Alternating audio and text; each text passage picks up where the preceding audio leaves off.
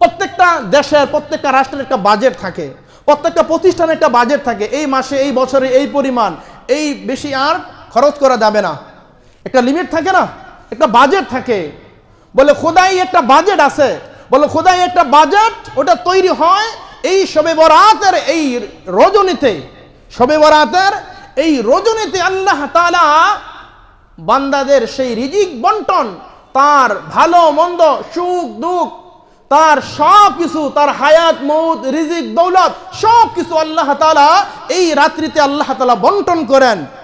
এই জন্য আল্লাহ তাআলা এই রাত্রিটাকে প্রকাশ করেছেন, যাতে বান্দা আল্লাহ তাআলার কাছে চাইতে পারে, বলতে পারে মনের কাকুতি মিনতি গুলা। শবে বরাতকে আল্লাহ তাআলা প্রকাশ করলেন কেন? এর হিকমত কি, রহস্য কি, কারণ কি? কিতাবের মধ্যে আসছে, রাসূল বলছেন লাইলাতুন নিসফি মিন শাবান, হাযিহিল লাইলা ইয়ানি লাইলাতুন নিসফি মিন শাবান। এই রাত্র কোন রাত?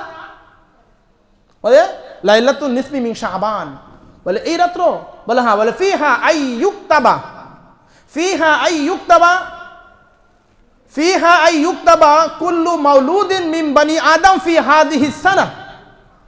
রাসূল বলতেছেন যত মানুষ, হাদিসের পরের অংশ, ওফিহা আইয়ুক্তাবা কুল্লু হালিকিন হাযিহি সানা। হাদিসের ইবারত দুই একটা শব্দ এদিক ওদিক হতে পারে। তো রাসূল বলতেছেন এই রাত্রিটা এমন এক রাত্রি, আগামী বছর যে সন্তানগুলো পৃথিবীতে ভূমিষ্ঠ হবে এবং যেই মানুষগুলো দুনিয়া থেকে বিদায় নেবে, ওফিহা ইউক্তাবা কুল্লু মাউলুদিন মিন বানি আদম ফি হাযিহি সানা। বলে তাদের নাম, তাদের লিস্টগুলো আমি আল্লাহ তাআলা এই রাত্রে ফেরেশতাদের মাধ্যমে লিপিবদ্ধ করে থাকি। সুবহানাল্লাহ। আগামী বছর কোন সন্তানগুলো পৃথিবীতে ভূমিষ্ঠ হবে, আসবে, আর কোন মানুষগুলো দুনিয়া থেকে বিদায় নেবে, বলে তাদের একটা লিস্ট আমি এই রাত্রে তৈরি করে থাকি। ওফিহা তুরফাউ আমওয়ালুহুম, এবং বিগত 2025-এর সমস্ত আমলগুলোকে গত শাবানের 14 তারিখ থেকে নিয়ে এই শাবানের 14 তারিখ পর্যন্ত, ওফিহা তুরফাউ আমওয়ালুহুম, বান্দার সমস্ত আমলগুলো আমি আল্লাহ তাআলার কাছে উঠাইয়া নিয়ে যাই। ওফিহা তুরযাকু আমওয়ালুহুম, আর বান্দাদেরকে যে রিজিক আমি প্রদান করব, ওই রিজিক আমি তাদেরকে এই রাত্রিতে তাদের রিজিক আমি আল্লাহ তাআলা বন্টন করে দেই। সুবহানাল্লাহ। প্রত্যেকটা দেশের প্রত্যেকটা রাষ্ট্রের একটা বাজেট থাকে, প্রত্যেকটা প্রতিষ্ঠানের একটা বাজেট থাকে। এই মাসে এই বছরে এই পরিমাণ, এই বেশি আর খরচ করা যাবে না, একটা লিমিট থাকে না, একটা বাজেট থাকে।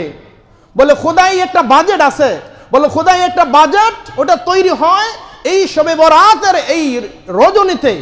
শবে বরাতের এই রজনীতে আল্লাহ তাআলা বান্দাদের সেই রিজিক বন্টন, তার ভালো মন্দ, সুখ দুঃখ, তার সব কিছু, তার হায়াত মউত, রিজিক দৌলত সব কিছু আল্লাহ তাআলা এই রাত্রিতে আল্লাহ তাআলা বন্টন করেন।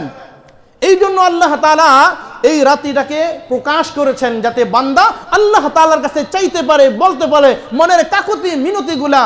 আগেই তো শুনেছেন আল্লাহ আমি মুস্তাগফিরিন ফাগফিরুল্লাহ। রাসূল বলছেন ক্ষমার জন্য আল্লাহ তাআলা ডাকে, মানুষের অভাবগ্রস্তদেরকে ডাকে। আমরা দুনিয়ার মানুষ, মানুষকে শাস্তি দেওয়ার জন্য ডাকি, আর আল্লাহ তাআলা ক্ষমা করার জন্য, আল্লাহ তাআলা ক্ষমা করার জন্য তার বান্দাদেরকে ডাকে। সুবহানাল্লাহ।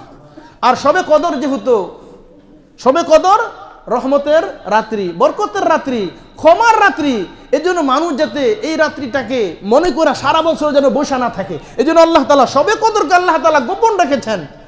হ্যাঁ, রমজান মাস অন্য কোনো মাসে না, আবার রমজানের প্রথম দশক, দ্বিতীয় দশকে না, শেষ দশকেও না, শেষ দশকের বেজর রাত্রি গোলাতে। সুবহানাল্লাহ। হ্যাঁ, কতই করে দিছে। তাহলে এই জন্য এই রাত্রি গোলাতে, হ্যাঁ, বলে আল্লাহ তাআলা এই জন্য প্রকাশ করে দিছে। আমার ভাই দোস্ত বুজুর্গের কথা বলে, হুজুর এই যে আপনি কইলেন এই রাত্রিতে রিজিক বন্টন হয়, তাহলে আল্লাহ যা লেখছে তা তো লেখাই দেয়, সারা বছর ইবাদত করা লাভ কি? মনে রাখতে হবে, আলোচনা তো করার সুযোগ নাই। তকদির দুই প্রকার, একটা তকদিরকে মুআল্লাক, তকদিরকে মুবরাম। তকদিরে মুআল্লাক যেটা, এটা হলো ঝুলন্ত, এটা মানুষের দান সদকা আমল, হ্যাঁ, ভালো কাজ বা মানুষের সাথে ভালো আচার আচরণ বলে ইত্যাদি ইত্যাদি আমলের মাধ্যমে, মোট কথা আমলের মাধ্যমে ওই তকদিরে মুআল্লাক যেটা, ওইটাকে আল্লাহ তাআলা বান্দার ক্ষণে ক্ষণে পরিবর্তন করে। কত মানুষ হুজুর এই পেরেশানিতে আছি, একবার খুব অবস্থা খারাপ, দোয়া করেন। আমরাও দোয়া করি, উনিও দোয়া করে, মসজিদে এসে তাহাজ্জুদ পরে আহ্বান করে ইশরাক করে দোয়া করে কান্নাকাটা করে, ওনার এই আমলের মাধ্যমে দোয়ার মাধ্যমে রব তার ওই ঝুলন্ত তকদিরকে পরিবর্তন করে দেয়। সুবহানাল্লাহ। আর তকদিরে যেটা সিল মারা দেয়, সিল মারা, যেমন আবু জাহেল, হ্যাঁ, আবু জাহেল, আবু লাহাব, উতবা, সাইবা, বড় বড় কাফেররা আছে না, বলে যারা কাফের হবে আল্লাহ তাআলা তাদের ওই কাফেরদের তাদের সিলমোহর মাইরা তাদেরকে তাদের তকদির এরকম গোটাইয়া পরিবর্তন করে দিছে, ওটা আর খোলা হবে না। বুঝছেন? যাই হোক, আলোচনা সময় নাই। এরপর রাসূল বলছেন যে কোন 7 শ্রেণীর লোকদেরকে এই রাত্রে ক্ষমা করা হবে না। আজকের আলোচনা অধিকার যাওয়ার সুযোগ হচ্ছে না।